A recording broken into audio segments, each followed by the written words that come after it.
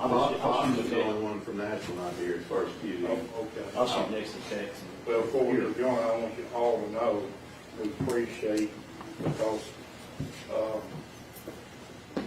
like most, I know there's worse things, it's probably a disaster like over Hampshire, but this is a good way for people, and already folks are calling us from other counties, asking how we can help you, do you have plenty of food? And y'all, that ain't come from Facebook, that comes from y'all. I thank y'all for that. Absolutely. That's good to me, y'all. Good to see you again. But you know, Lord will, I'll be y'all. It's bad. So I'm like, literally, like, I'm in the bed and I was like, what are you doing? How do you want? I was just like, I didn't know if I knew it was an hour. If you don't mind saying what's on your names and positions before I start talking, so we can get that back to the section. And then if we just want to start, I would like to do the turn of events. I'm assuming.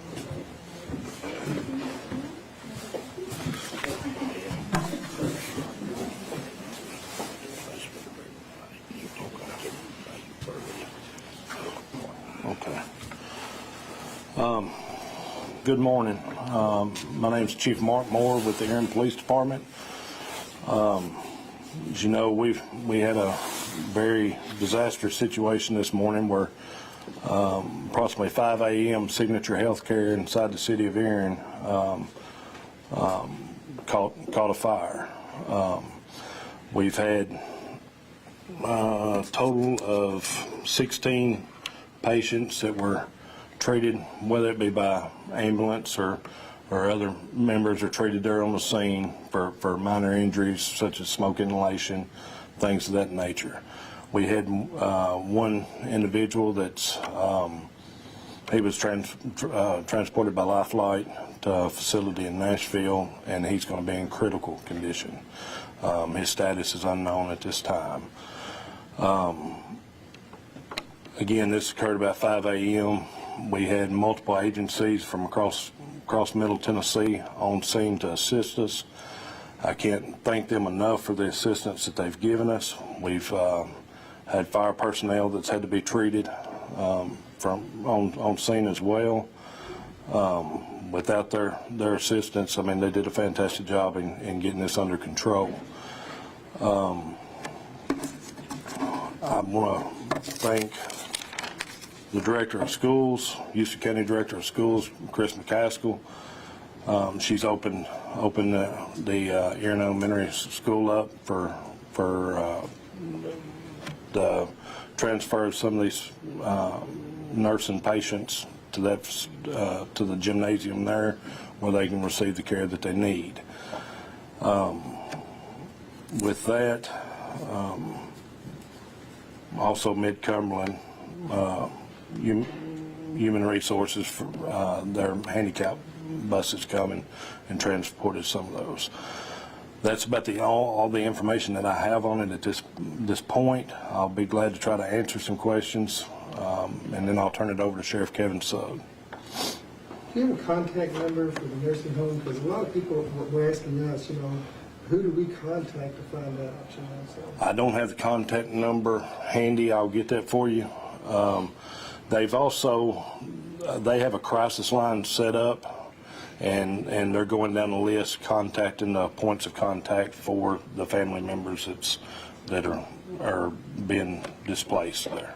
Can you tell where the fire started, what caused it, and what it was kind of pertained to? I don't know the cause at this time. We have TBI on scene. It's still being investigated, but it occurred on the northwest side of the facility. And how bad would you say the damage is? 'Cause outside, we don't see anything. Some of the rooms are pretty bad, but it's mostly smoke damage in the larger scale of things. When you guys responded, was there flames visible? And no, ma'am, not when we got there. Can you explain the reason, I guess, I know some of the people in there are paralyzed and things of that nature. Can you explain what the nursing home, what, the people that they have in there, and the reason, the urgency to get some of them out? Or how hard it is to get them out? Well, we assisted with my agency, Sheriff's Department, emergency personnel, to get those moved to and loaded onto the buses with the staff there, and we was able to do that successfully and without any problems there, getting them. Condition didn't matter. We was able to get them up there. What about the folks that are paralyzed and they can't get around very well? Are they still there? Or? No, we've evacuated everybody that needed to be evacuated from that area. I noticed there's like separate wings on it. Are those people still there? They are. It was the fire was held to one area. So how many people does it house in all? And I think so just one wing was evacuated? Just one wing. That's Do you know correct. how many it houses in all? I don't. Like I said, we evacuated about 33 to 36. 34 to 36 was evacuated, and about 16 of those was wheelchair patients. You kind of touched on it briefly, but as you mentioned, a lot of folks are asking, how can we find out about our loved one? Where would you advise people get that information? I would advise them to contact the Signature Healthcare, and I'll provide a number for that here momentarily. And they've got people manning the phones there, and also if they're concerned, they can go to Erin Elementary and speak with the officers on scene, and we'll try to go in and try to reunite them with their families. Person in critical condition, can you tell us what was the extent of those injuries? I can at this time. It's a patient though? It is. Yes, ma'am. And as far as moving forward, I know you said they're being cared for at the elementary school gym. Moving forward, what are we looking at as far as? They're going to be transported to sister facilities of Signature Healthcare, and they're going to be reaching out to other nursing facilities. So you're not sure how long they're going to be housed in the elementary school? No, ma'am, not at this time. I noticed there's a lot of different ambulances from different counties and different municipalities. Did you guys call them in to come assist? They were contacted to come and assist. How many of them in the world? I don't have a count. I'd rather have more than what's needed, just to be safe, and have them here. And again, I can't thank the other agencies enough for what they've done. This is facility that employs a good portion of residents here. It's a group of good people living in this facility. The sheriff and I actually have a program that we do up there with these patients, and a lot of them up there is family to us. So it hurts us, and we just ask for prayers and for the healing of the community. You know what time the call went out this morning? Approximately about 5 a.m. Despite the person in critical conditions, how do you feel knowing that there were no fatalities? How does it make you feel knowing that you guys responded in an orderly fashion? We feel very good about that. This could have been a whole lot worse. I mean, you're talking about a large facility, and it's full of people, and 5 o'clock in the morning, most people's asleep. So it turned out as well as could be expected. 2 floors. It's actually a 2-floor facility where we evacuated. Can you step from my chair, sorry? It was actually a 2-floor facility, and we commended the staff for following their protocol. They followed it to the fullest. When the emergency personnel got there, it was quickly contained. And but the gentleman here asked about the duration of the scope. We haven't really got to talk with the director there because of TBI, and he's dealing with them. We called TBI in to do an investigation. But we do want to prepare in case there's the school, there's a lot of room there. We had record services come in, and they transported everything from wheelchairs to beds to everything they would need to make it. And we're prepared to stay as long as we need to. The superintendent of the school system has been very good about this to us, and by all means, we used it. There's nurses from the hospital, the health department, Signature Healthcare at the school with these people. But I can't thank the citizens of this county and other counties. Most of the sheriffs around us and chiefs reached out to us immediately. Sheriff Chris Davis is here with us today from Humphreys County, offering assistance. We've got volunteers from everywhere down at that elementary school seeing to these folks. And our main thing now is to make sure that they're going to be okay and they're in a warm place. We got access to cooking if we have to there. Just whatever needs to be done, we're going to do. What do you, to the people out there that are watching live now, what do you say to them that they want to help or want to volunteer? If they want to volunteer, they can call our dispatch, our non-emergency numbers, or they can call the sheriff's office, the police department. Of course, you know, we're currently going to be out of the office all day, but we have people manning those phones. They can call the nursing home, and you know, for the foremost, a lot of them is already just come down here and say, where do you need us? And you know, we're very blessed in this county and other counties for some of the things that happen, and have our neighbors to come and volunteer to help just like we do. And I can't say enough about that. We're very blessed. Sheriff, you touched on it a little bit. Can you just talk about, as tragic of a situation this is, how fortunate you are to kind of come out on the other side? I mean, these are people that you know. This is a small community. This is like your family. Well, it's like Chief said, we go up there, we do a program. Our deputies and police officers go up there, they eat with these folks. We're a very small community. And a lot of these people that we put on the buses and seen going to the hospital was our school teachers that we had back in the day, you know, and business people that employed our families. And I mean, we know most of these people, and the ones that come in from other counties, you know, through these little programs we do, you get to know them first name basis.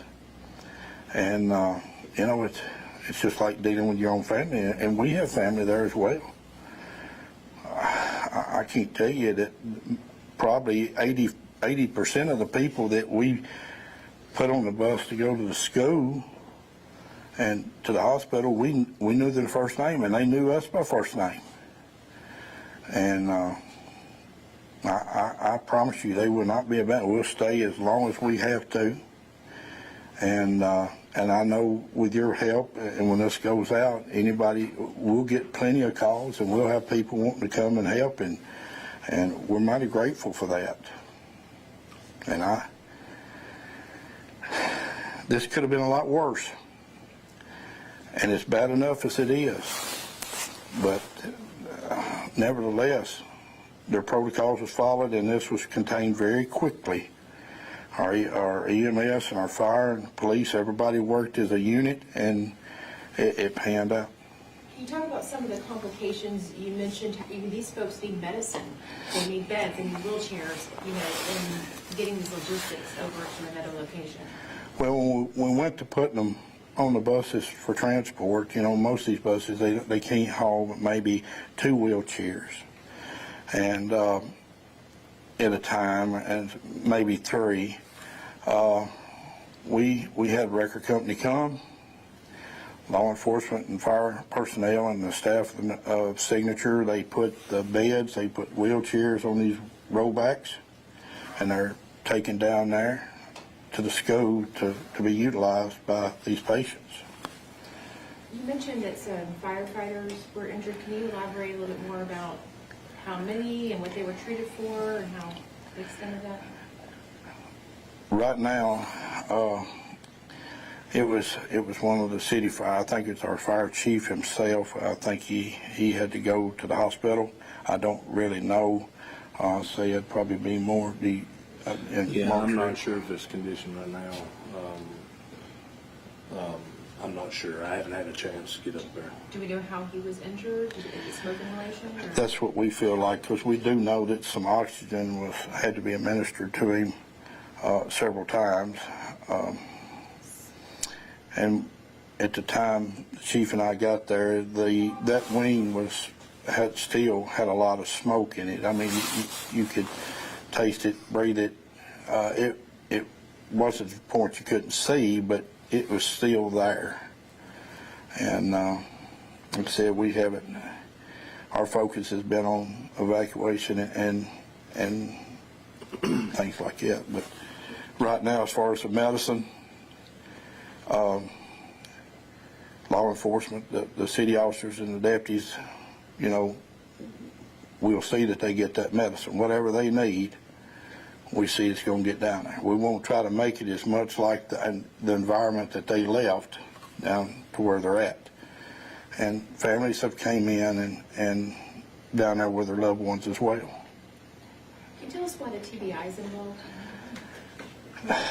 Chief and I felt like, due to the fact that it was fire, you know, TBI has many special units, and they do have a arson unit, and they have a fire unit, and we just felt like they come to the table with more experience than us. Plus, then again, you know,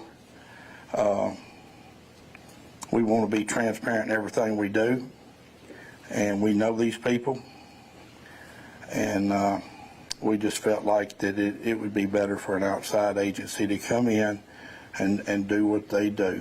And we are mighty appreciative of the TBI, because they was here just in a snap, and more agents have come since then. And every time we've used them, they have been successful for us. So. Can you guys both state your names for us for back at the what your names are? Here's your name. I'm Sheriff Kevin Sugg, Sheriff, please spell your last name, sorry. SUGG. Chief Mark Moore, Moore. And to answer your question from earlier, the number for Signature Healthcare would be 931-289-4141. They're correct, sir. And I'm sure that their phone lines are going to be overrun this morning. If we need to, they can contact the police department at 931-289-2727, and we'll try to assist them any way we can and how to go about getting in contact with their loved ones. Anything else you guys want to talk about? We want smart enough to ask you? No, sir. That's all I got. Unless y'all got anything. We do. Thank you. We do want to express our thanks to each and every one of you, and some of you we knew prior, but getting the word out for us, you've always been great to do that for us, and we're mighty grateful to all of you for coming and helping us. Y'all have a blessed day. Thank you.